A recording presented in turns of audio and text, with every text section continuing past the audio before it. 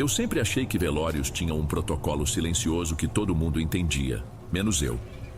É um ambiente onde o ar parece diferente, mais parado, onde cada gesto, cada olhar, parece carregar um peso que não existe em nenhum outro lugar.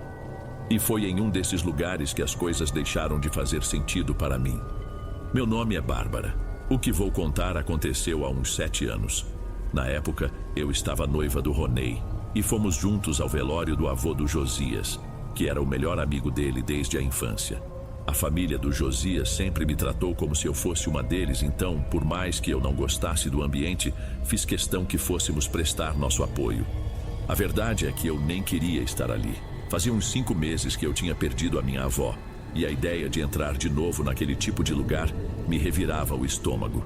A culpa de não ter estado lá nos últimos momentos dela, de não ter conseguido dizer adeus, eu ainda sentia muito aquilo, mas eu engoli o meu próprio desconforto. Era importante para o Ronei.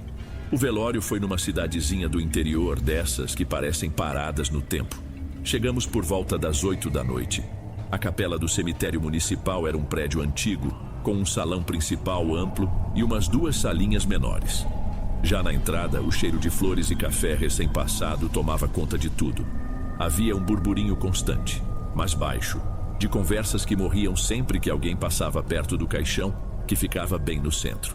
Ronei foi na frente cumprimentando um tio aqui, um primo ali. Eu o seguia um passo atrás, só acenando com a cabeça, me sentindo um peixe fora d'água. Eram rostos que mostravam um sofrimento que não era o meu, mas que me lembrava demais da minha própria. Finalmente chegamos até o Josias. Ele estava ao lado dos pais, com uma expressão exausta. Ronei o abraçou por um bom tempo, e os dois ficaram ali, falando baixo, coisas de quem se conhece a vida toda. Eu apenas toquei no ombro do Josias e disse que sentia muito. Ele agradeceu com um olhar cansado. Enquanto os dois conversavam, eu percebi que estava sobrando. Aquele era um momento deles, uma dor que eles dividiam de um jeito particular. Eu não fazia parte daquilo. Foi quando decidi dar um espaço, deixar que eles tivessem aquele tempo.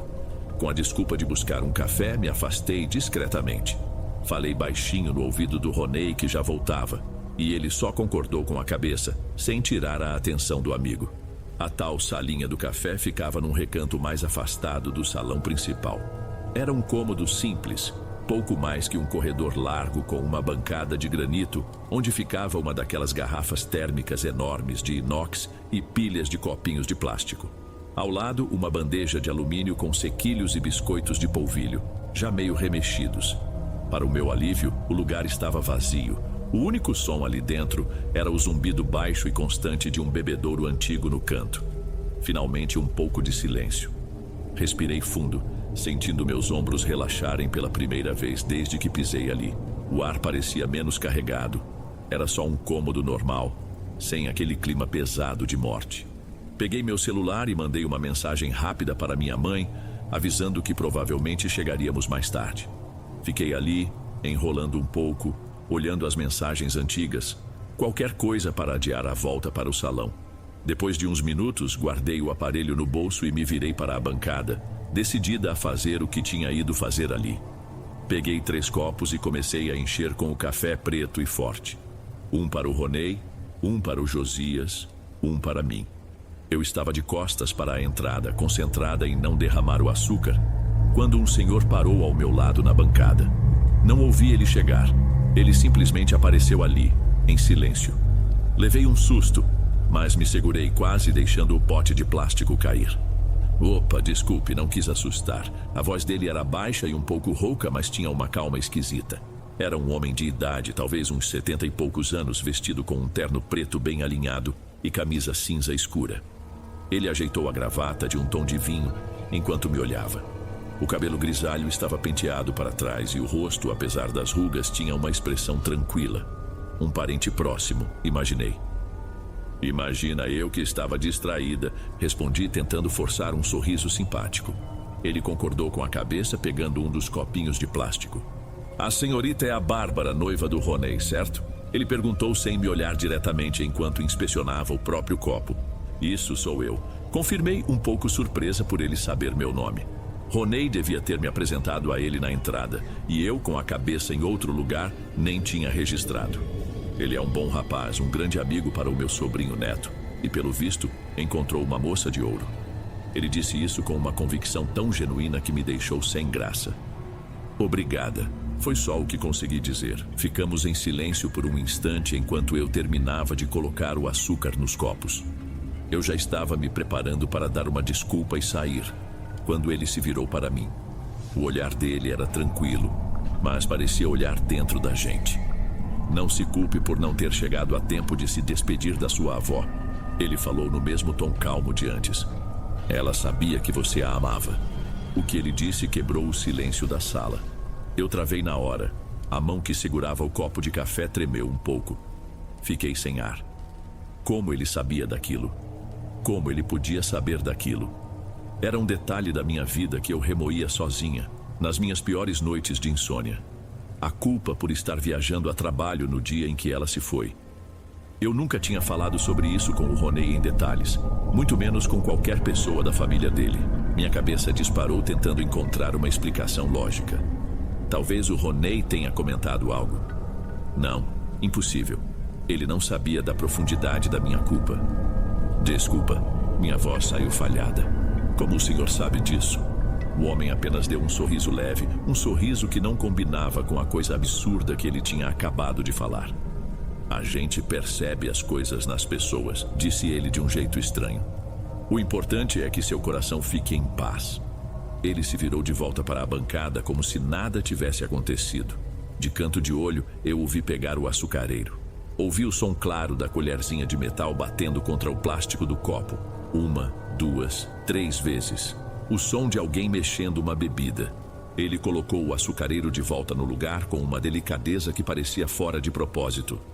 Foi um prazer conhecê-la, minha jovem. Fique bem, ele disse e com um último aceno de cabeça deu meia volta e saiu da salinha, caminhando devagar de volta para o salão principal. Eu fiquei parada, olhando para a porta por onde ele saiu sem entender nada.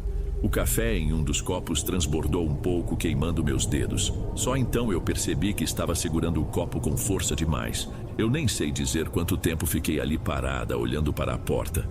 1, 2 minutos, talvez. Tudo pareceu ficar mais devagar. A minha cabeça tentava processar a conversa, encontrar alguma falha, alguma explicação lógica para aquilo. Não podia ser. Ele não podia saber da minha avó. O Ronei, em algum momento, deve ter comentado com alguém. Mas não fazia sentido. Ele sabe como eu sou reservada com essas coisas. A ardência nos meus dedos me trouxe de volta. O café quente tinha escorrido e eu nem tinha percebido. Coloquei o copo na bancada com um baque, o plástico estalando. Respirei fundo, tentando colocar os pensamentos em ordem. Eu precisava sair dali. Peguei os 3 copos com a outra mão, me preparando para equilibrá-los no caminho de volta. Foi então que eu vi. O copo que o senhor tinha usado. Ele estava ali, intocado, ao lado do açucareiro. Minha primeira reação foi de estranheza. Ele se deu ao trabalho de pegar um copo, colocar açúcar e simplesmente foi embora sem o café? Distração, pensei. Com a cabeça cheia, em um dia como esse é normal. As pessoas ficam avoadas, eu mesmo estava. Decidi que ia jogar o copo fora, já que ele esqueceu, não custava nada limpar. Peguei o copinho de plástico e no mesmo instante notei. Estava leve. Leve como uma pluma, como se estivesse vazio. Por puro instinto olhei dentro e eu senti um frio na barriga. Não tinha uma gota de café. Nada. O fundo branco do copo estava completamente seco. Havia apenas uma pequena pilha de açúcar puro, intocada e granulada bem no meio. Mas como? A minha mente deu um nó. Eu ouvi. Eu tenho certeza absoluta que ouvi. O som da colherzinha de metal. O clique, clique, clique, batendo contra a parede do copo. Foi um barulho nítido, real, a um palmo de distância do meu ouvido. Eu não imaginei aquilo. Olhei para a garrafa térmica. Ela nem tinha sido tocada.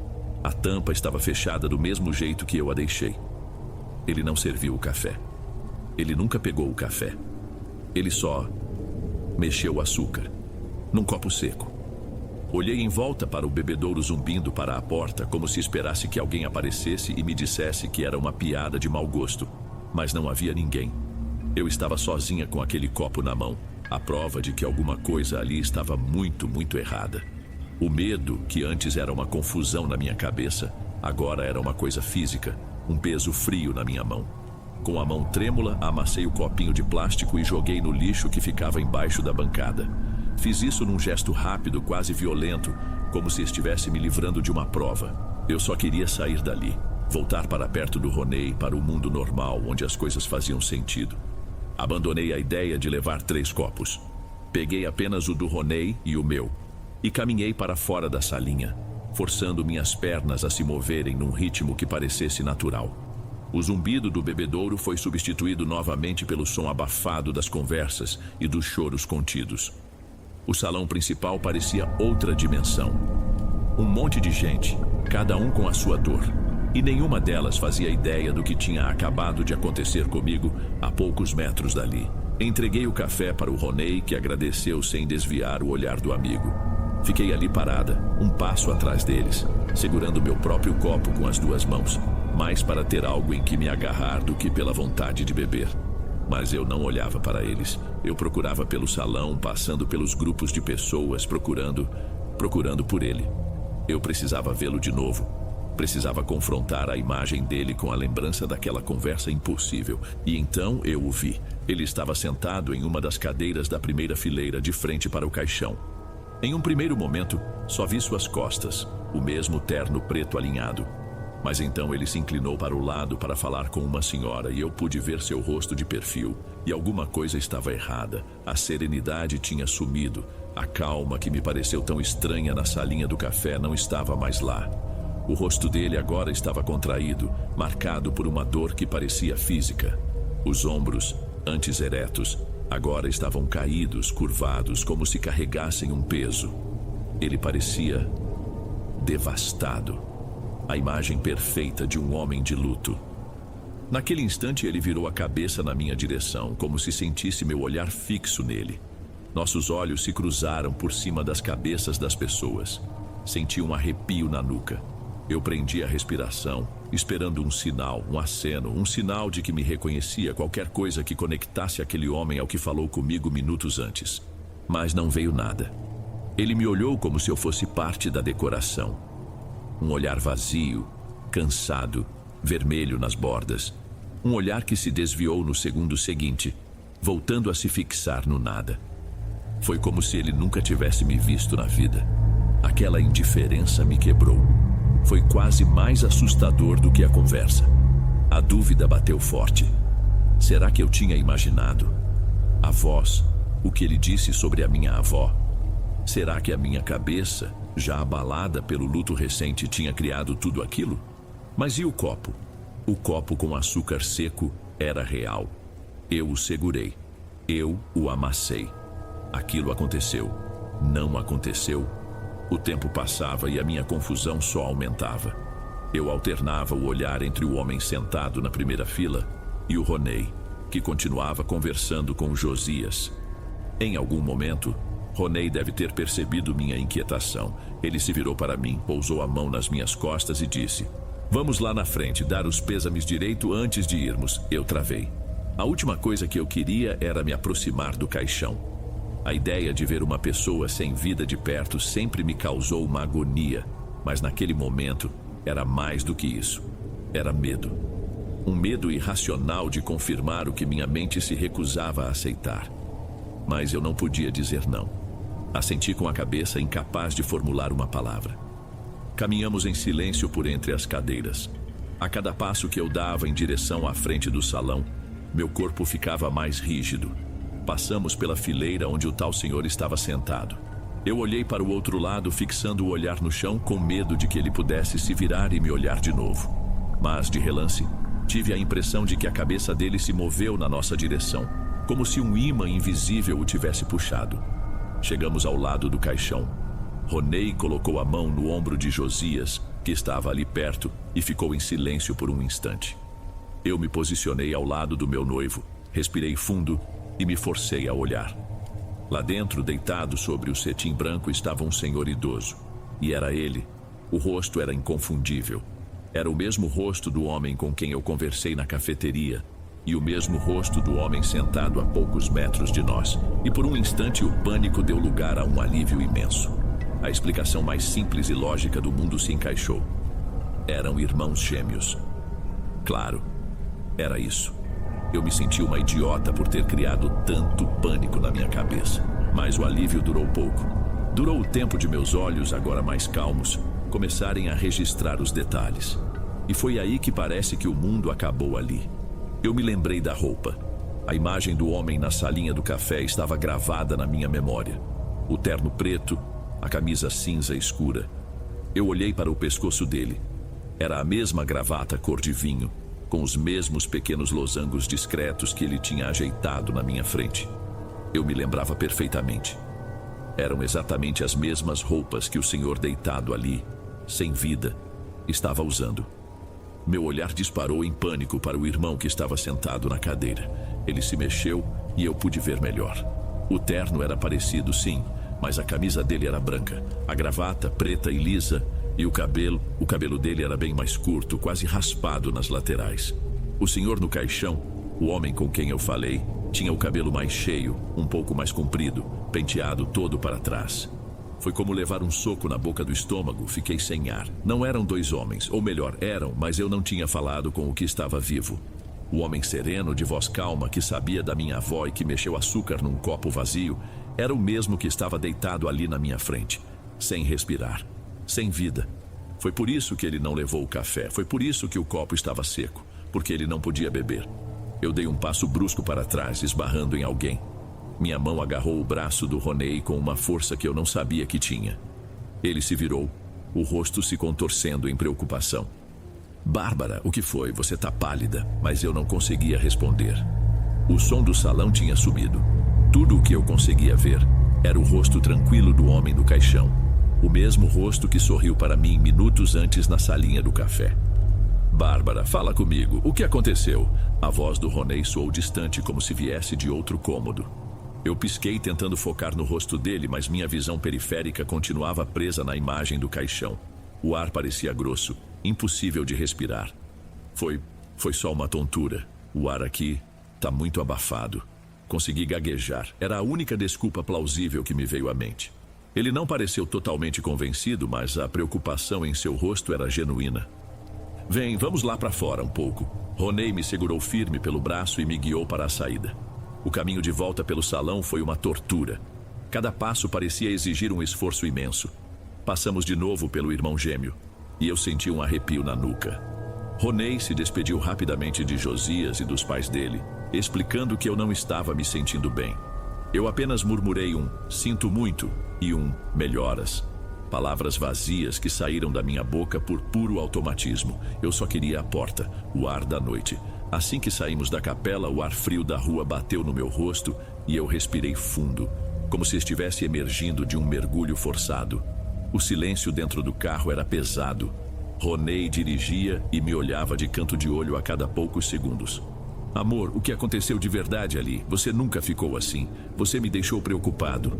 Eu olhei para ele, para o rosto familiar, a expressão de quem me amava e só queria entender. E a vontade de contar tudo, de despejar o absurdo todo no colo dele, foi imensa. Mas o que eu diria? Então, amor, sabe o avô falecido do seu amigo? Acabei de bater um papo com o espírito dele ali na sala do café. Ele me mandou um recado da minha avó. Ele ia achar que eu enlouqueci, que o luto tinha me afetado de um jeito que nem eu sabia. Ele ia querer me levar num médico, talvez num psicólogo. Nossa vida, nossa normalidade, acabaria ali. Então eu me calei. Foi só o que eu disse. Menti, olhando para a janela. Ver tudo aquilo me fez lembrar muito da vovó. Bateu forte demais, só isso. Ele pareceu aceitar, era uma meia-verdade, afinal. Ele pegou na minha mão e não fez mais perguntas. Mas o silêncio que se instalou no carro depois disso era 1000 vezes pior. Era o silêncio do meu segredo. Um segredo pesado, frio e absolutamente solitário. Aquela noite não acabou quando chegamos em casa. Ela se estendeu pelas semanas, pelos meses seguintes. Eu passei a ter medo de ficar sozinha em casa. Qualquer barulho à noite me fazia sobressaltar. Eu revivia a conversa, o som da colher, o rosto sereno do falecido, o copo com açúcar seco. A certeza do que eu vi lutava diariamente contra a lógica que me dizia que aquilo era impossível. E nessa briga, dentro da minha própria cabeça, eu estava completamente sozinha. O tempo foi passando e eu fui aprendendo a conviver com aquela memória. Eu guardei aquilo bem no fundo e tentei esquecer. A vida continuou. Eu e o Ronei nos casamos 1 ano depois, mas o medo nunca foi embora de verdade. Ele só ficou quieto, esperando. Até que, uns 4 ou 5 meses depois do velório, ele resolveu se manifestar de novo. Estávamos jantando em casa, falando sobre o trabalho, quando o Ronei comentou do nada: "Falei com o Josias hoje, você não vai acreditar na história esquisita que ele me contou sobre o velório do avô dele." Eu parei de comer. O garfo ficou suspenso no ar, senti um frio na barriga. "É mesmo? O que foi?" perguntei, tentando manter a voz neutra. Parece que uns amigos bem antigos dos pais dele, um casal de idosos, contaram uma coisa bizarra. Eles juram de pé junto que conversaram com o Sr. Olavo, o avô que faleceu, durante o velório. Cada palavra que o Ronei dizia só confirmava tudo o que eu tentava esquecer. Eles disseram que o encontraram perto do jardim de inverno. Ele continuou, achando a história curiosa. E que ele estava super calmo, sereno.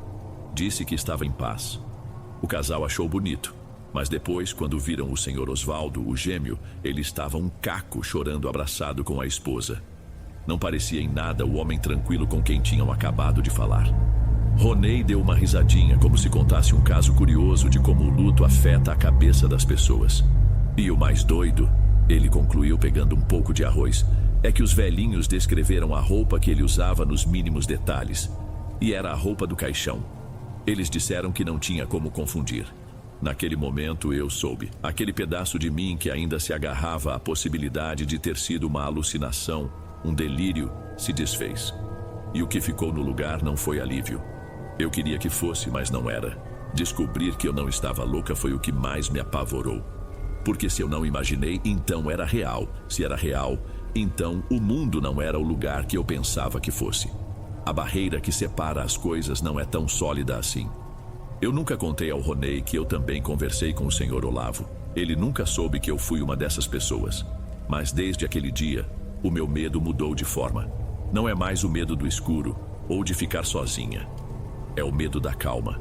O medo daquela serenidade antinatural que eu vi no rosto de um homem morto. É o medo de saber, com uma certeza que me causava um pavor profundo, que eles não estão tão longe quanto a gente imagina. E que às vezes eles ainda querem conversar.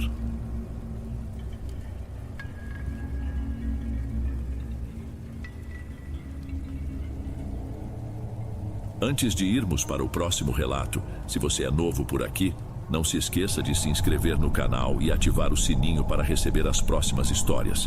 Sua presença é importante e seu apoio é essencial. Bem, vamos continuar.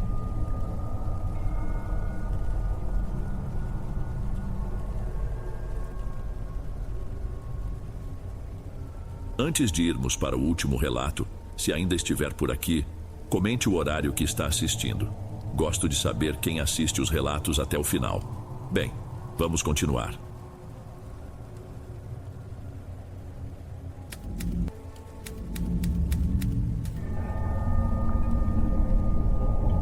Tem decisões na vida que são como uma porta se fechando. Na hora que você passa por ela, não parece nada demais. É só mais um passo. O problema é quando você ouve a tranca girar nas suas costas e percebe que não tem mais como voltar. A minha se fechou numa quinta-feira à noite no ano passado. Meu nome é Mário e até aquele dia eu me considerava um cara direito. Nunca tinha pegado nada de ninguém. Sempre andei na linha, mesmo quando a vida apertava. Mas ela não estava só apertando, estava esmagando. Minha mãe precisava de uma cirurgia, uma daquelas que a fila no sistema público levaria uns 2 anos para andar. E particular, bem, custava o preço de um carro popular zero. E eu não tinha nem o dinheiro do pneu. Eu estava afundando essa angústia num copo de cerveja no balcão de um bar que fedia a fritura e desinfetante quando o Rômulo sentou do meu lado. Rômulo era mais velho, um conhecido do bairro que sempre parecia ter dinheiro, mas nunca um trabalho fixo. Ele tinha aquele jeito de falar que te fazia sentir que ele sabia de todos os atalhos. Tá com uma cara de enterro, Mário. Ele pediu uma dose de alguma coisa barata e me olhou de lado com um sorriso forçado. Os problemas de sempre, respondi sem querer dar detalhes. Problema de gente como a gente quase sempre tem a mesma solução. Ele disse, virando a bebida de uma vez. Ele fez uma pausa, limpou a boca com as costas da mão e se inclinou na minha direção. Tô com uma fita certa pra gente, coisa grande que resolve a vida, mas preciso de mais um, alguém de confiança. Meu estômago deu uma volta, eu sabia o que fita significava. Qual é a parada, Rômulo? Não faço besteira. Minha voz saiu mais fraca do que eu queria. Besteira é ver a vida passar e não fazer nada. Ele rebateu, o tom agora mais sério. Escuta, tem uma casa, num daqueles condomínios de gente rica. Mas não é uma casa qualquer. Tá abandonada há mais de 10 anos. O mato já tomou conta do jardim, mas por dentro tá tudo lá. Os donos eram uns ricaços esquisitos. Não tinham parente, não tinham amigo. Um dia, simplesmente sumiram. Deixaram tudo. Prataria, quadros, cristais. Um tesouro esperando para ser pego. A ideia era absurda. Invadir um lugar daqueles? Isso é loucura. A segurança deve ser pesada. E é aí que tá o pulo do gato. Rômulo sorriu de novo. O Ismael, aquele moleque que anda comigo, arrumou tudo. Uniforme de empresa de telefonia, crachá, até uma ordem de serviço falsa. A gente entra pela porta da frente como se fosse fazer um reparo. Ninguém vai nem olhar 2 vezes. É pegar o que der e sair. Sem bagunça, sem barulho. Ele me encarou e eu senti o peso daquele olhar. Ele sabia da minha situação. Ele sabia que eu estava desesperado. Na minha cabeça, a imagem do médico explicando os custos da cirurgia se misturava com a promessa de dinheiro fácil. Era errado, era perigoso, mas era uma chance. A única que eu tinha. O combinado era no sábado, bem cedo. O sol mal tinha aparecido e nós 3 já estávamos espremidos dentro do carro do Ismael, um Celta antigo e amassado que cheirava a gasolina e nervosismo. Eu, Rômulo e o Ismael. O Ismael era um garoto, não devia ter nem 20 anos, magro, com uma cara de quem se assusta fácil, mas era ele o cérebro por trás da parte técnica. Vestir aquele uniforme azul com o logo falso de uma empresa de internet bordado no peito foi uma das sensações mais estranhas da minha vida. O tecido era áspero e a calça um número maior que o meu. Parecia uma fantasia, uma piada de mau gosto, mas o peso da maleta de ferramentas na minha mão dizia que era tudo bem real. O carro passava por ruas largas e arborizadas, um mundo completamente diferente do meu. À medida que nos aproximávamos, o Ismael dirigia mais devagar. A tensão dentro daquele carro pequeno ficando quase insuportável. A entrada do condomínio parecia uma fortaleza. Muros altíssimos com aqueles rolos de arame farpado no topo e uma guarita de vidro escuro que com certeza era blindada. O coração começou a bater mais forte no meu peito. Era a hora. Rômulo deu um toque no ombro de Ismael. Sua vez, garoto, lembra do que eu te falei, firmeza na voz. Ismael engoliu em seco, o pomo de Adão subindo e descendo. Mas quando baixou o vidro, a voz dele saiu surpreendentemente calma. Bom dia. Reparo de emergência na rede da Alameda das Acácias, número 112.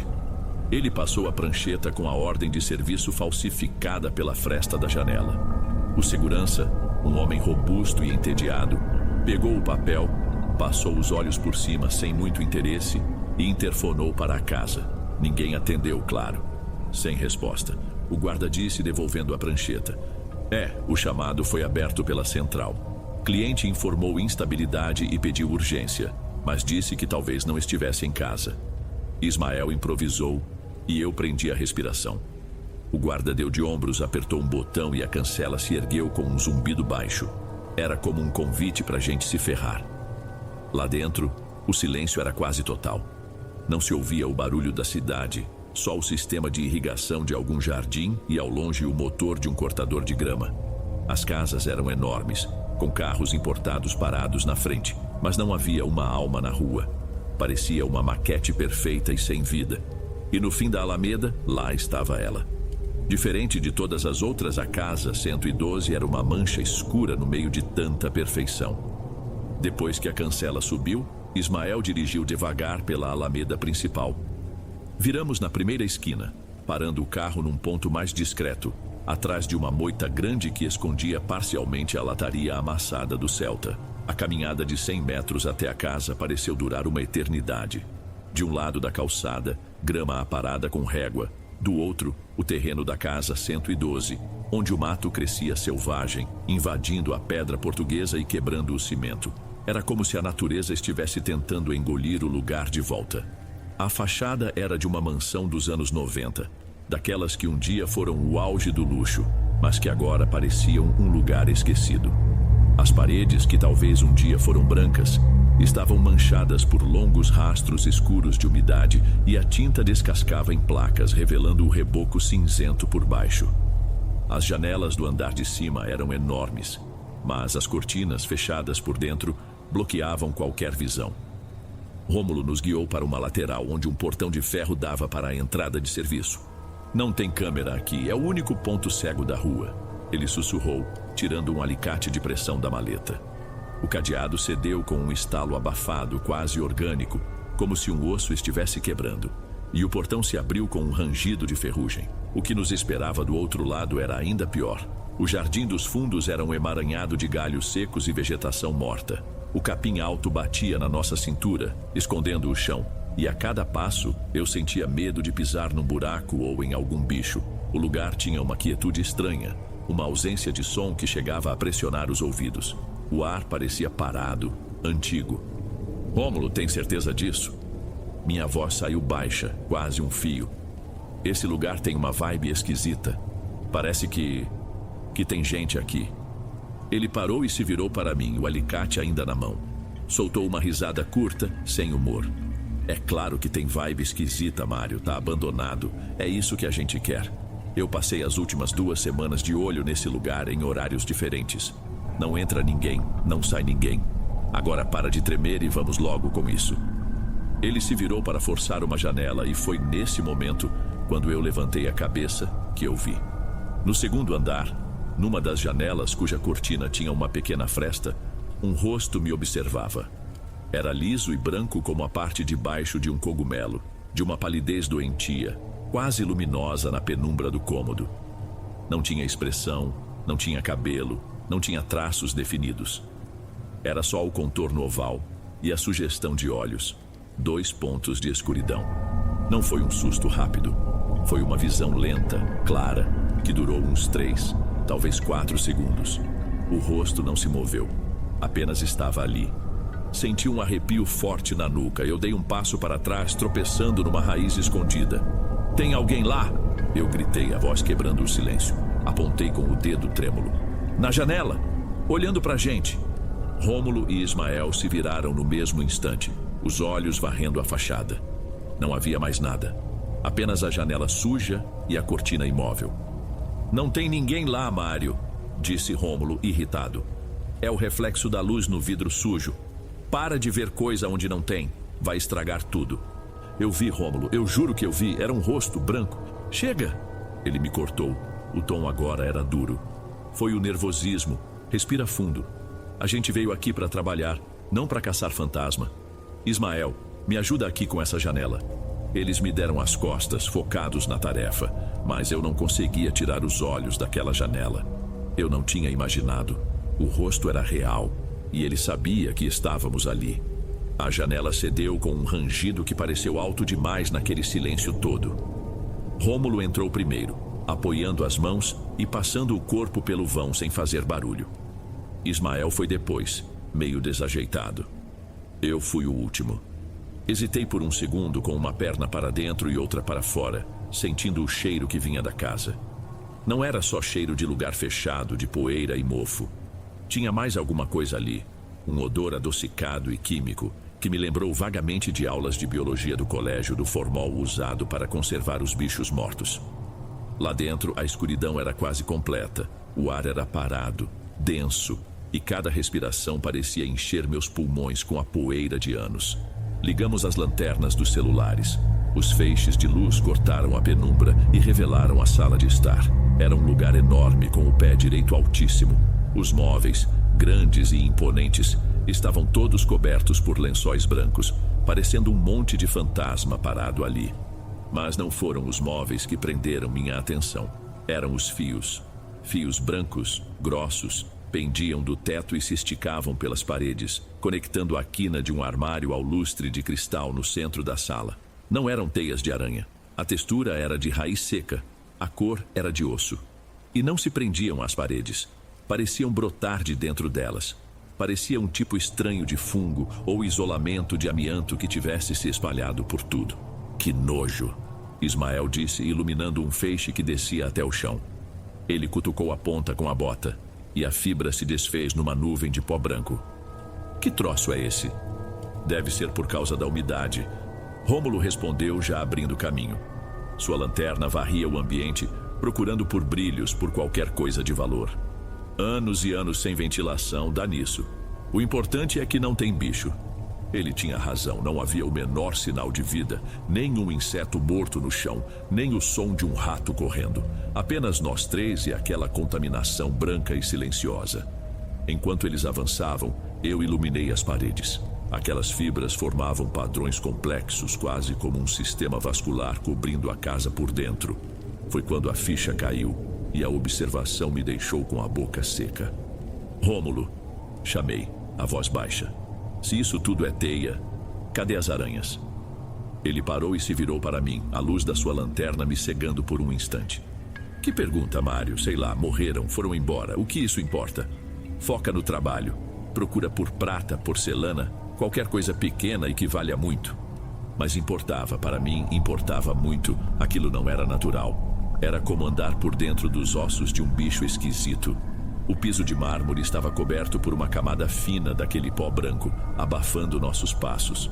Passamos por um piano de cauda coberto pelo lençol e pelas fibras, e por retratos na parede cujos rostos estavam escondidos por aquela cobertura pálida. Cada passo para dentro daquela casa me afastava mais da janela, da nossa única saída. E eu tinha a sensação horrível de que estávamos andando direto para o centro de algo, para o lugar de onde toda aquela estranheza nascia. Avançamos por um corredor escuro que terminava numa porta dupla de vidro fosco. As fibras brancas eram mais densas ali, pendendo sobre nossas cabeças como cipós pálidos. Rômulo empurrou uma das portas, que se abriu sem fazer barulho, e a luz cinzenta da manhã, filtrada pelas nuvens, nos atingiu. Era um pátio interno, um jardim de inverno murado por todos os lados, com o céu cinzento logo acima.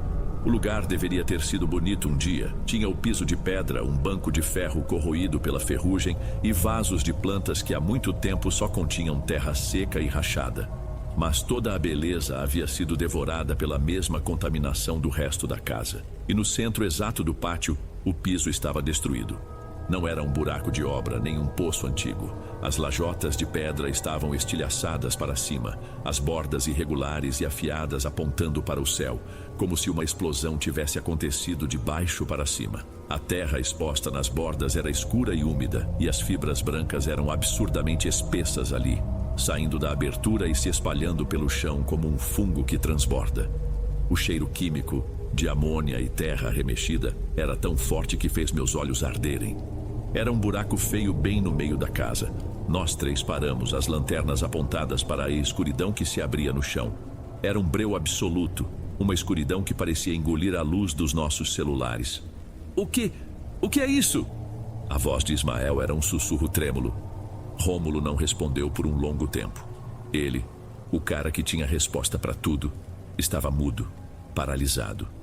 Ele deu um passo cauteloso para mais perto, o rosto contraído numa mistura de descrença e medo. Não é um abandono. Ele finalmente disse, a voz baixa e rouca, falando mais para si mesmo do que para nós. A casa não está vazia. Ela é uma toca. Naquele instante, tudo se encaixou na minha cabeça com uma clareza terrível. As janelas seladas, a ausência de vida, as fibras cobrindo tudo, o rosto que eu vi. Não éramos invasores num lugar abandonado. A gente era rato que entrou na jaula da cobra. A casa pertencia àquilo que vivia naquele buraco. A lógica, o instinto de sobrevivência, tudo em mim gritava para dar meia volta e correr. Sair por aquela janela e nunca mais olhar para trás. Olhei para o Ismael e o rosto dele tinha perdido toda a cor. Estava branco como papel. Ele parecia pensar o mesmo. Rômulo, pelo amor de Deus, vamos sair daqui. Ele implorou, a voz esganiçada. Que se dane o dinheiro, isso aqui não é normal. Eu concordei com a cabeça, incapaz de formular uma frase. Apenas apontei na direção de onde tínhamos vindo. Mas Rômulo tinha um tipo diferente de desespero. O choque no rosto dele foi lentamente substituído por um brilho estranho, uma cobiça que era mais forte que o medo. Sair? Agora? Ele disse, a voz baixa, mas firme. Se virou para nós, os olhos faiscando na penumbra. Vocês são idiotas ou o quê? Não estão entendendo? É por isso que está tudo aqui. É por isso que ninguém nunca tocou em nada. O que quer que more nesse buraco é o nosso melhor segurança. Você ficou maluco? Eu disse, incrédulo. Tem um monstro vivendo debaixo dos nossos pés e você está pensando em roubar? Pensa, Mário. Ele se aproximou, me segurando pelo braço. O aperto era forte. Um bicho desses deve caçar à noite. Ou talvez nem saia do buraco. A gente está aqui agora com o sol lá fora. É só ser rápido. Os quartos ficam no andar de cima. As joias, o dinheiro, deve estar tudo lá. É a nossa única chance. Para mim e para você. Pensa na sua mãe. O jeito que ele usou o nome da minha mãe me deu nojo. Ele estava usando o meu maior medo contra mim. Ismael, ao lado, parecia hipnotizado pela lógica doentia de Rômulo. A promessa do dinheiro era forte demais. Eu não vou subir, afirmei puxando meu braço de volta. É suicídio. Rômulo me encarou por um segundo e depois deu de ombros, um sorriso de desprezo no rosto.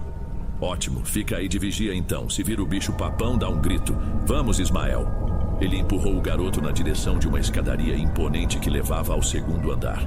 Ismael me lançou um último olhar, um pedido de ajuda silencioso, mas seguiu o chefe. Os passos dele subindo a escada de madeira ecoaram pela casa e depois sumiram. Fiquei sozinho no térreo. O silêncio que desceu foi 1000 vezes pior. Era um silêncio pesado de quem espera alguma coisa. Cada estalo da casa, cada fiapo de fibra que se desprendia do teto, parecia um movimento nas sombras. Ficar parado era torturante. Decidi andar, seguindo rente às paredes, procurando outra saída, qualquer outra janela que eu pudesse arrombar. Foi assim que entrei num cômodo anexo à cozinha, talvez uma despensa ou um pequeno escritório. A lanterna do meu celular varreu o local e a cena que se revelou me causou um pavor que eu nunca tinha sentido. Havia roupas, muitas roupas, de dezenas de pessoas diferentes. Calças jeans, camisas sociais, vestidos de mulher, jaquetas de couro e sapatos, botas de trabalho, sandálias delicadas, tênis de corrida. E num canto, isolado, um par de sapatinhos infantis de verniz vermelho. Não estavam jogados de qualquer jeito. Estavam organizados. As camisas dobradas, as calças empilhadas por cor, malas de viagem abertas no chão, exibiam objetos pessoais. Um livro, um pente, uma caixa de óculos. Não era um saque. Era uma coleção. Uma coleção sinistra das pessoas que aquela casa tinha engolido. E eu entendi que o bicho não apenas matava. Ele guardava lembranças. Meu cérebro gritava, corre, mas minhas pernas não obedeciam. Eu estava pregado no lugar, olhando para aqueles sapatos infantis, quando o primeiro grito veio do andar de cima. Foi o Ismael. Um som agudo de puro pavor que rasgou o silêncio da casa e foi cortado de repente. Um som seco. O silêncio que se seguiu foi pior. Um silêncio que durou talvez 5 segundos e que foi quebrado por um barulho que nunca mais vai sair da minha cabeça.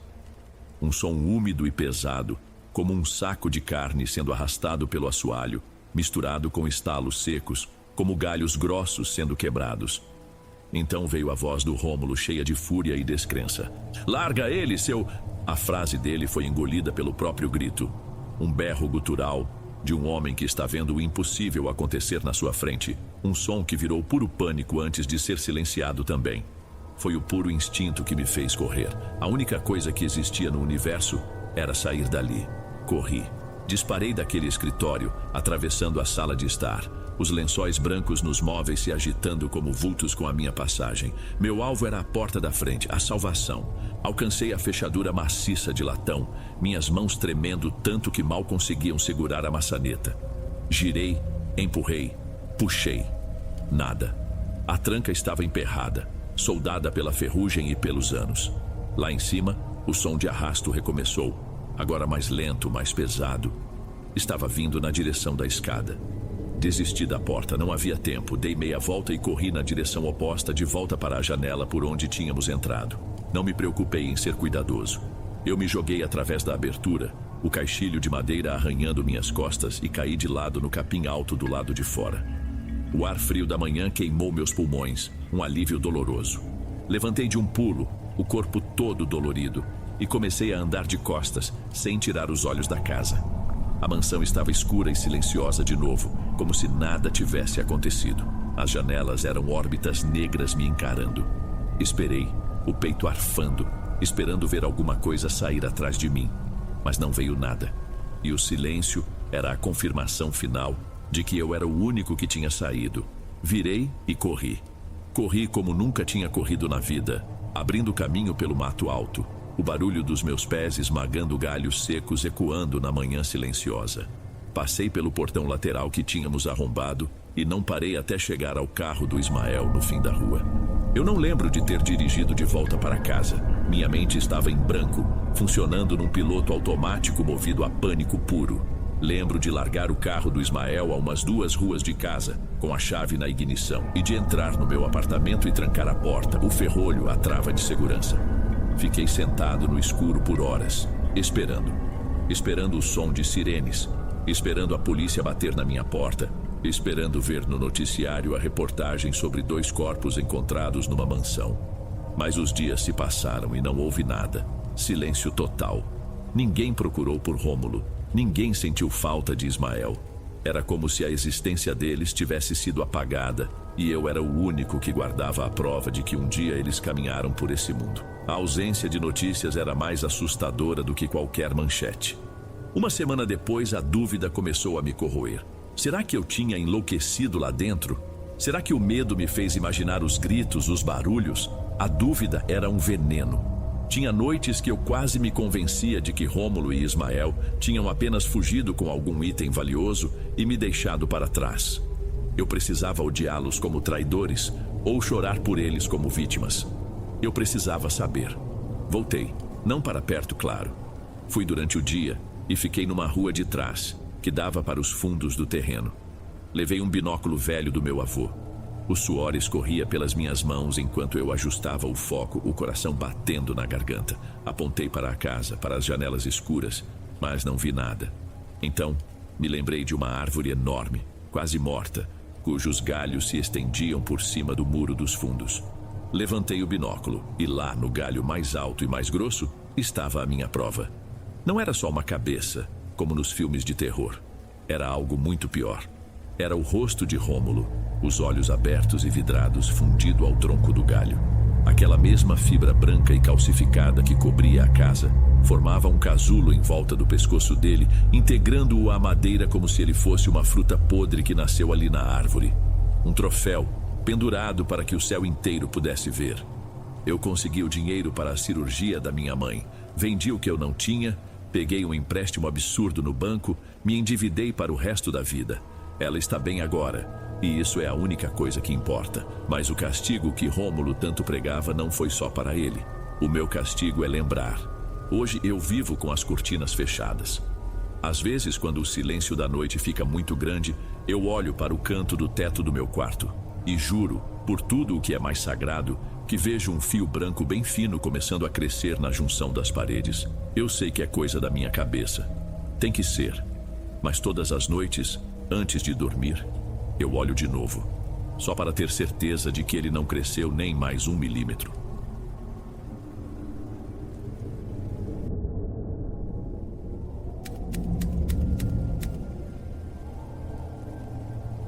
Acho que ninguém te avisa que as melhores intenções podem abrir os piores caminhos.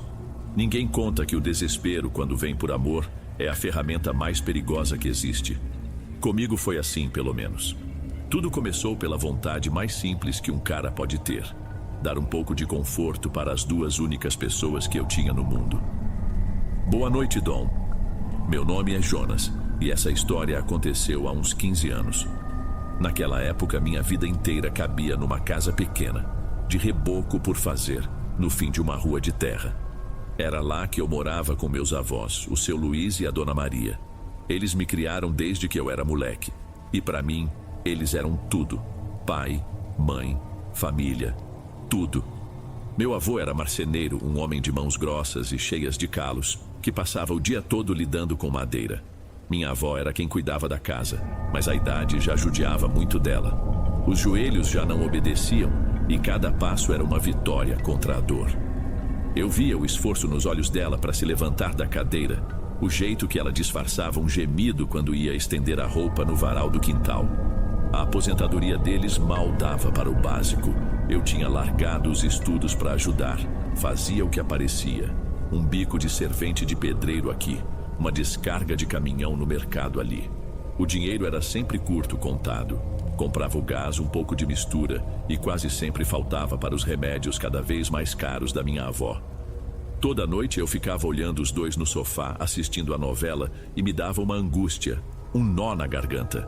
Eu só queria que eles tivessem um fim de vida tranquilo, sem se preocupar se o dinheiro do pão de amanhã ia dar. Eu os amava de um jeito que chega doía, e foi esse amor, essa vontade de vê-los bem, que me fez tomar a decisão que desgraçou tudo. A ideia veio num dia de calor no centro. Eu estava voltando de mais uma tentativa frustrada de arrumar um serviço fixo, quando parei num farol e vi uma moça vendendo rosas. Ela passava entre os carros com um balde, sorrindo, e as pessoas compravam. Não parecia um trabalho ruim, pelo contrário, parecia leve. No dia seguinte, usei o pouco dinheiro que tinha e comprei umas flores num distribuidor perto do cemitério. Fui para um cruzamento movimentado, longe do ponto daquela moça, por respeito. Fiquei com um baita frio na barriga, a vergonha me comendo por dentro. Mas a necessidade era maior e, para minha surpresa, funcionou. Naquele primeiro dia, vendi tudo. Voltei para casa com mais dinheiro no bolso do que eu tinha feito na semana inteira. Aquele pequeno sucesso mudou o ar dentro de casa. De repente, a gente podia comprar uma carne para o almoço de domingo. Os remédios da minha avó, eu conseguia comprar a caixa inteira, não só a cartela. Ela até parou de reclamar tanto das dores. Filho, você não precisava. Ela dizia com os olhos brilhando, enquanto eu ajeitava uma rosa vermelha num copo com água em cima da mesa. Seu avô nunca me deu tantas flores. Seu Luiz ria do lado, um riso cansado, mas sincero. Deixa o menino, Maria. Ele tem mais jeito pra coisa que eu. Aqueles momentos eram tudo pra mim. Ver os dois sorrindo sem aquela sombra de preocupação no rosto era o que me dava força. Eu me sentia útil. Sentia que finalmente estava conseguindo retribuir um pouco de tudo que eles fizeram por mim. Eu dobrava o turno, ficava no sol do meio-dia até o trânsito da noite diminuir. Chegava em casa exausto, com os pés doendo, mas com o peito cheio de uma esperança que eu não sentia há muito tempo. Era uma felicidade por um fio, eu sei, mas era real. E por algumas semanas eu acreditei de verdade que as coisas iam ficar bem, que só com o perfume daquelas flores eu conseguiria construir um futuro melhor para nós três. Eu não tinha ideia de que aquele cheiro ia ser trocado por outro, muito mais podre. A mudança veio numa terça-feira no fim da tarde. O céu já estava ficando laranja e o movimento dos carros começava a diminuir. Eu estava cansado, só com 2 buquês de rosas chá sobrando no balde, mas feliz. O dia tinha sido bom. Foi quando uma caminhonete preta enorme e brilhante parou no semáforo bem na minha frente. Era um desses carros que parecem caros demais até para respirar perto. O vidro escuro desceu e um homem de uns 40 anos com o rosto liso e um relógio de ouro no pulso me fez um sinal com a mão. Achei que era só mais uma venda, me aproximei e ofereci um dos buquês. Ele pegou, mas o jeito que ele segurou foi estranho. Ele passou o arranjo para dentro do carro por um instante como se fosse ajeitar algo e depois me devolveu. Garoto, ele disse com uma voz calma, quase entediada. Fica com isso aí. Daqui a uns 5 minutos vai passar uma outra caminhonete, uma azul. Você só entrega para ele. Não abre, não olha, só entrega. Antes que eu pudesse responder, ele me estendeu uma nota de R$100. Meus olhos devem ter arregalado, porque era mais do que eu ganhava numa manhã inteira. Peguei o dinheiro e o buquê de volta. A caminhonete preta arrancou assim que o sinal abriu, sumindo no trânsito. Fiquei ali parado, com o coração batendo um pouco mais rápido. O buquê parecia o mesmo, mas agora estava mais pesado. Passei a mão por dentro do papel celofane e senti algo que não deveria estar ali. Um volume firme no formato de um pequeno tijolo enrolado em fita isolante. Não era dinheiro, era outra coisa. Um pó, talvez. Senti um arrepio. Aquilo não era certo. Minha primeira reação foi largar aquilo no chão e sair correndo. Mas e os R$100 que já estavam no meu bolso? Os minutos se arrastaram. Cada carro azul que aparecia me dava um pulo no estômago. Finalmente, a caminhonete que ele descreveu parou. O motorista era um sujeito barbudo de boné, com uma cara amarrada. Ele não disse nada, só estendeu a mão. Eu, mudo, entreguei o buquê. Ele pegou, deu uma olhada rápida por dentro e depois me passou outra nota de 100. Sem uma palavra, ele acelerou e foi embora. R$ 200 em menos de 10 minutos. Fui andando rápido para longe dali, quase correndo, sentindo o peso daquelas 2 notas no bolso. A cabeça a mil. Eu não fiz nada de errado. Eu repetia para mim mesmo. Eu só vendi flores. Só entreguei uma encomenda. Antes de pegar o ônibus para casa, passei numa daquelas padarias melhores e comprei um frango assado com batatas. Era um luxo que a gente quase nunca tinha. Queria ver o rosto dos meus avós, queria botar na cabeça que aquele dinheiro era uma coisa boa. Mas, no fundo, eu sabia que tinha acabado de abrir uma porta que talvez nunca mais conseguisse fechar. Aquela primeira vez não foi um caso isolado. Uma semana depois, aconteceu de novo. Mesma coisa. Um carro caro parava, me dava um buquê pesado e minutos depois outro carro pegava. A recompensa era sempre a mesma. Em um mês, aquilo virou rotina. Às vezes, acontecia 2, 3 vezes na semana. O dinheiro começou a sobrar. Pintei a frente da casa, comprei uma poltrona nova e mais confortável para a minha avó, e a despensa nunca esteve tão cheia. Mas a cada nota que eu guardava, o nó no meu peito apertava mais. Eu estava me tornando um ótimo mentiroso, sorrindo para os meus avós, enquanto por dentro eu estava morrendo de medo. Até que um dia eu não aguentei. Vi a caminhonete branca de um deles se aproximando do farol e simplesmente desviei o olhar. Fingi que estava arrumando as flores no balde, dei as costas para a rua. Meu corpo inteiro tremia, mas eu não olhei. O carro passou direto. Senti um alívio tão grande que minhas pernas ficaram bambas. Naquele dia, vendi minhas flores de verdade e fui para casa me sentindo livre, decidido a nunca mais aceitar aquilo. A tranquilidade acabou quando desci do ônibus. Meu bairro nunca foi bem iluminado, e enquanto eu andava pela rua de terra, vi os faróis de um carro se aproximando devagar atrás de mim. Ele parou do meu lado. Era a mesma caminhonete branca. O vidro desceu. "Entra aí, Jonas", disse o mesmo cara da tarde, a voz sem emoção. Eu fiquei parado. As palavras não saíam. "Entra", ele repetiu um pouco mais firme. O medo venceu.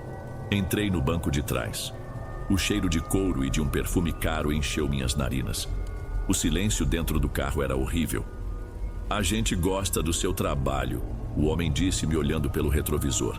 "Você é um garoto esperto, trabalhador. A gente te observa há um tempo. Você é pontual, fica no seu canto. A gente gosta de gente assim. A gente sabe que você faz tudo isso para ajudar seus avós, o seu Luiz e a Dona Maria. É bonito isso." Ouvir o nome dele saindo da boca daquele homem me gelou dos pés à cabeça. Eles não sabiam só onde eu trabalhava. Eles sabiam onde eu morava. Sabiam da minha vida. "Eu não quero problema, moço", consegui dizer com a voz falhando. "Eu só vendo flores." Ele deu um sorrisinho. "E você não vai ter problema. Pelo contrário, a gente cuida dos nossos." Ele então tirou algo do porta-objetos do console. Era uma moeda, mas não parecia de verdade. Era de um metal escuro, quase preto, e tinha um símbolo que eu nunca tinha visto. Estava gelada, anormalmente fria. Ele a colocou na minha mão. "Fica com isso, é um amuleto da sorte. Enquanto tiver ela com você, sua família está sob a nossa proteção. Mas ele não gosta que quebrem o acordo, e o acordo é a moeda. Não tenta ser mais esperto que a gente de novo. Entendeu?" Eu só consegui balançar a cabeça. A caminhonete parou na minha esquina. Desci com a moeda gelada apertada na mão, sentindo que tinha acabado de arrumar um dono. A partir daquele dia, tudo mudou. Eles não me deixavam mais em paz. De manhã, a caminhonete já estava me esperando na esquina do ponto de ônibus. Dentro, não era mais um buquê, mas vários arranjos. Rosas, girassóis, margaridas, cada um com um pacote escondido. A tarefa agora era mais complexa. Eu tinha que entregar para pessoas específicas, em carros diferentes, durante um período de 2 ou 3 horas. "A gente confia em você, garoto", um deles me disse uma vez com um sorriso que não chegava nos olhos. "A moeda tá te protegendo." Eu sentia o peso gelado daquela coisa no meu bolso o dia inteiro. Protegendo? Aquilo era um peso me puxando para o fundo. Foi nessa época que as coisas dentro de casa começaram a ficar estranhas. Primeiro veio um cheiro que não parecia com nada que eu conhecia, uma mistura de ferrugem, de flor velha esquecida num vaso e algo mais adocicado, como carne começando a estragar. Eu era o único que parecia notar no começo. Lavei o quintal, esfreguei o chão da cozinha, dei banho no nosso cachorro, mas o cheiro não ia embora. Pelo contrário, parecia se entranhar nas paredes. Depois, pequenas coisas começavam a sair do lugar. A imagem de Nossa Senhora Aparecida que minha avó mantinha num altarzinho na sala aparecia virada para a parede. A porta do guarda-roupa, que a gente sabia que emperrava para fechar, amanhecia escancarada. Coisas pequenas que a gente tentava culpar o cansaço, o esquecimento. Mas era mentira. Tinha algo errado. O pior foi com a minha avó. A saúde dela, que tinha melhorado um pouco, desandou de uma vez. As dores nos joelhos voltaram com uma força que a faziam chorar durante a noite. Ela dizia que não era uma dor de osso velho. Parecia que algo estava torcendo as pernas dela, forçando-as juntas. Eu comecei a notar um padrão horrível. Nos dias em que eu fazia mais entregas, as noites dela eram piores. O dinheiro que eu ganhava ia quase todo em remédios e pomadas que não faziam efeito algum. Uma tarde cheguei em casa e a encontrei sentada na poltrona nova, pálida, com os olhos assustados. Ela me esperou sentar e, com a voz baixa e trêmula, me contou o que tinha acontecido. Eu estava cochilando, meu filho. Ela começou ajeitando o terço nas mãos.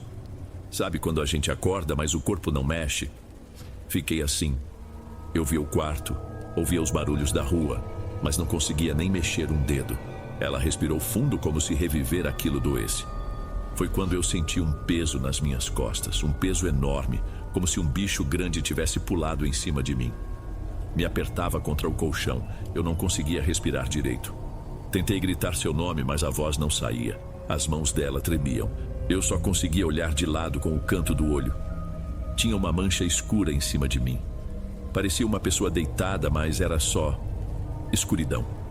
Sem rosto, sem nada. Só um vulto preto me esmagando. Naquele momento, enquanto ela falava, o cheiro de ferrugem e flor podre voltou com tudo. Só para mim. E eu tive a certeza mais terrível da minha vida. O mal com o qual eu trabalhava na rua tinha me seguido até em casa. E agora ele estava atormentando a pessoa que eu mais amava no mundo. O desastre seguinte não demorou. Numa quinta-feira me ligaram da marcenaria. Meu avô tinha sofrido um acidente. Uma das serras elétricas prendeu na madeira e levou a ponta do dedo indicador dele. Corri para o hospital público e o encontrei numa maca no corredor, o rosto pálido de dor e susto, a mão enfaixada e manchada de sangue. Vê-lo daquele jeito tão frágil quebrou alguma coisa dentro de mim. A notícia quase derrubou minha avó. O susto foi tanto que a pressão dela subiu e tivemos que levá-la ao postinho. Eu me sentia esmagado entre os dois, correndo de um lado para o outro, enquanto o peso da moeda no meu bolso parecia me queimar. Eu continuei rezando. Era a única coisa que me restava. Minha avó me ensinou a fazer isso toda noite desde criança. Eu me ajoelhava ao lado da cama e pedia, sussurrando, para que Deus olhasse por eles. Mas comecei a perceber uma coisa sinistra. Quanto mais eu rezava, pior as coisas ficavam. Era como se minhas preces estivessem servindo de farol para a escuridão. Uma noite acordei com um barulho vindo da cozinha. Não era um barulho de ladrão, era um som arrastado, como se alguém estivesse puxando um saco pesado pelo chão de cimento. Meu quarto não tinha porta, só um lençol pendurado no batente. O coração acelerou. Fiquei escutando, imóvel. A luz fraca do poste da rua entrava pela janela da cozinha, e contra essa luz, eu vi a sombra do lençol se mover. Algo estava passando de um lado para o outro. Criei uma coragem que não sei de onde veio, levantei e afastei um cantinho do tecido. No canto mais escuro da cozinha, entre o fogão e a parede, tinha uma figura.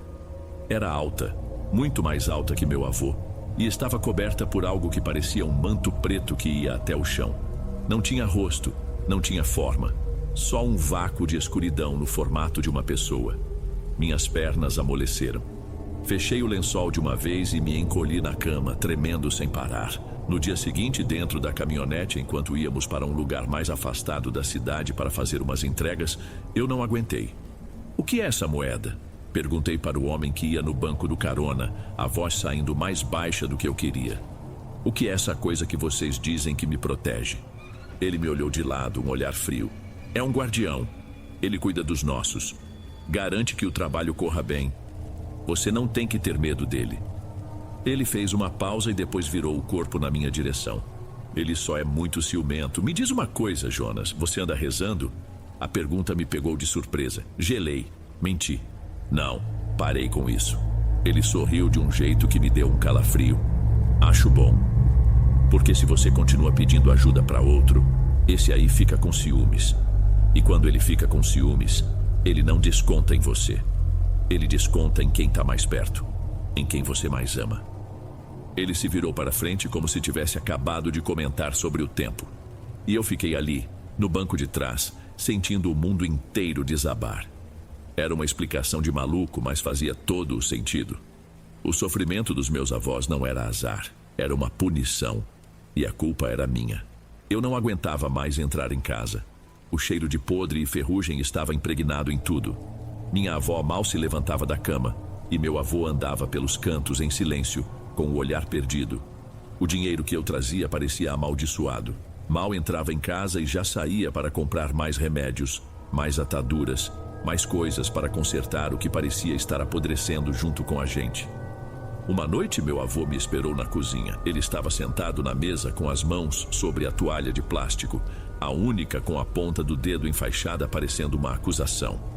Jonas, ele começou, a voz rouca. Os vizinhos andam comentando, dizem que te vêm descer de uns carros caros na esquina. Que dinheiro é esse que você anda trazendo, meu filho? Você está metido em alguma coisa errada? O medo nos olhos dele era a coisa mais dolorosa que eu já tinha visto. Eu queria gritar a verdade, pedir ajuda, contar tudo. Mas como eu poderia explicar aquilo? Como eu poderia dizer que a desgraça deles era por minha causa? Então eu fiz a pior coisa que poderia ter feito. Eu menti. Que isso, vô? É do meu trabalho, do meu esforço. Tô ralando muito, só isso. Não tô fazendo nada de errado, eu juro. Ele não acreditou. Eu vi nos olhos dele. Ele só baixou a cabeça e não tocou mais no assunto.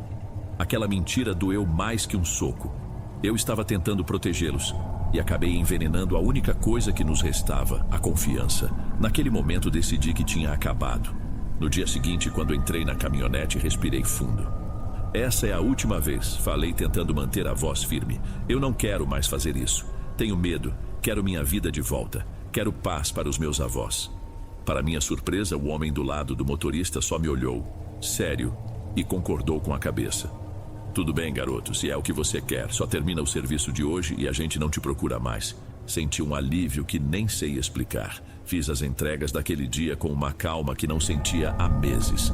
No fim da tarde, depois do último buquê, parei no meio da calçada. Enfiei a mão no bolso e puxei a moeda escura e gelada. Olhei para ela uma última vez, sentindo todo o nojo e o medo que ela representava. Com toda a força que eu tinha, a arremessei no meio da avenida. Ouvi o barulho dela quicando no asfalto e sumindo entre os carros. Eu estava livre. Repeti isso para mim mesmo enquanto caminhava para casa. Livre. Um sorriso, o primeiro em muito tempo, surgiu no meu rosto. Eu ia chegar em casa, abraçar meus avós e dizer que tudo ia ficar bem. Aquele pesadelo tinha finalmente acabado. A felicidade não durou nem o tempo de eu chegar na minha rua. De longe, vi as luzes, vermelhas e azuis, piscando e pintando as paredes sem reboco das casas dos vizinhos. Tinha uma ambulância e um carro da polícia parados bem em frente ao meu portão. As pessoas estavam na rua, em grupinhos, olhando, cochichando. Senti um negócio ruim, um gelo subindo pela barriga. Comecei a andar mais rápido, depois a trotar e por fim a correr com o ar faltando nos pulmões. Meu coração batia tão forte que parecia que ia sair pela boca. Abri caminho entre os vizinhos que desviavam o olhar quando eu passava. E então eu vi. A porta da minha casa estava escancarada. 2 paramédicos estavam saindo, carregando uma maca e depois outra. As duas cobertas por um lençol branco. O mundo parou. Não, pior. Ele ficou mudo. O som das sirenes, as vozes das pessoas, tudo sumiu, substituído por um zumbido agudo dentro da minha cabeça. Minhas pernas cederam. Eu não gritei. Eu não chorei. Eu só fiquei ali, no meio da rua de terra, vendo levarem embora tudo o que eu tinha na vida.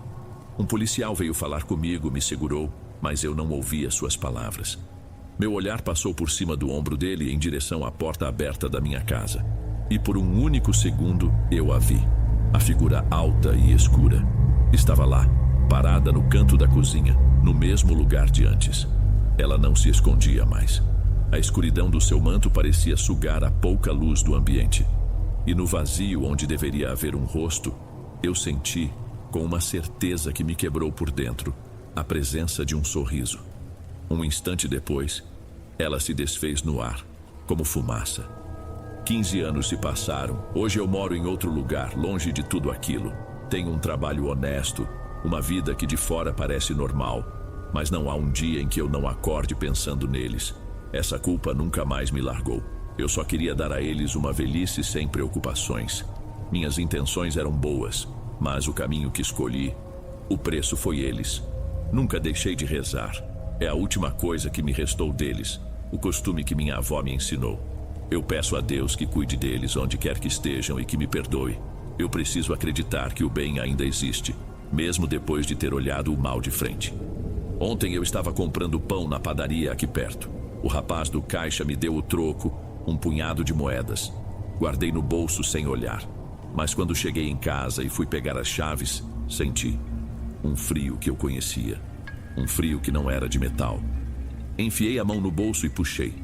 Lá, entre as outras, estava ela. Uma moeda escura, quase preta, com um símbolo estranho gravado. Gelada. Anormalmente gelada ao toque.